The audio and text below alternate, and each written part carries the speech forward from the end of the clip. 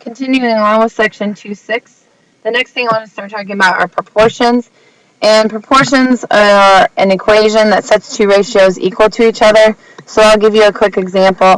This one actually has a missing number, but we'll call it x over 2 is equal to 3 over 4. I've got two fractions that are set equal to each other. In order to solve a proportion, we will cross multiply. Then we'll have those values set equal to each other, and we'll solve for the variable. So let's get it to doing some of those types of problems. So the first step was to cross multiply, so that's exactly what I'm going to do.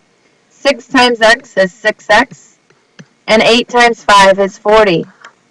I will then solve for x by dividing by 6, and x is equal to 40 over 6. I could reduce that. 2 goes into each of those, so I could make those 20 over 3. Or I could also change it to a mixed number.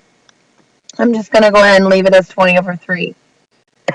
The next example, if you notice, I've got a negative here. Unlike the last one, didn't have a negative. I like to just drop my negatives straight down. That way I don't lose them. This one gives me 12 times 4, which is 48, and 7 times y, which is 7y. I'm going to finish solving for y by dividing by 7 on both sides. Again, this does not simplify, so I will go ahead and just leave it 48 over 7.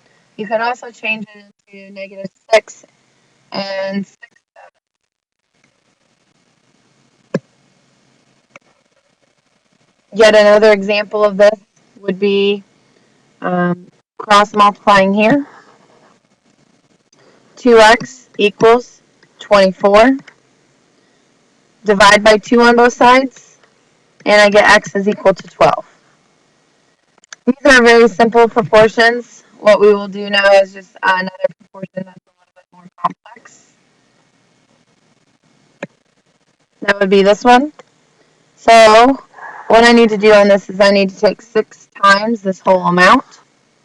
So I've got 6 times z plus 3 equals, I'm going to take 4 times this whole amount. 4 times z minus 4. I now need to make sure that I'm distributing. 6z plus 18 equals 4z minus 16. I'm going to finish solving for this, and I'm going to move my smallest variable to the other side. That gives me 2z plus 18 equals negative 16.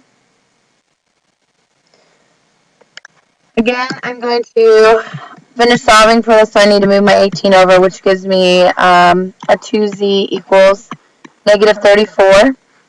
Divide by 2 to finish this off, and I get z is equal to negative 17. Another example looks quite similar like the last one.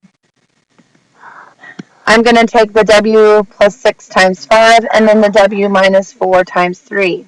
So I have 3 times the quantity w minus 4 and 5 times the quantity w plus 6. It's very important to remember to keep those quantities in parentheses, otherwise you're only multiplying part of the quantity by the number.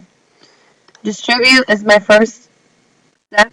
So I'm going to get 3w minus 12 equals 5w plus 30. I always choose the smallest variable to move, and I also need to change the sign to plus the opposite. So I'm going to move my 3w over by subtracting 3w on both sides. I get 2w plus 30 equals negative 12. I'll move the 30 over by subtracting 30 on both sides.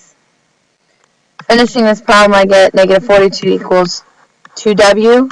Divide by 2, and I get negative 21 equals w.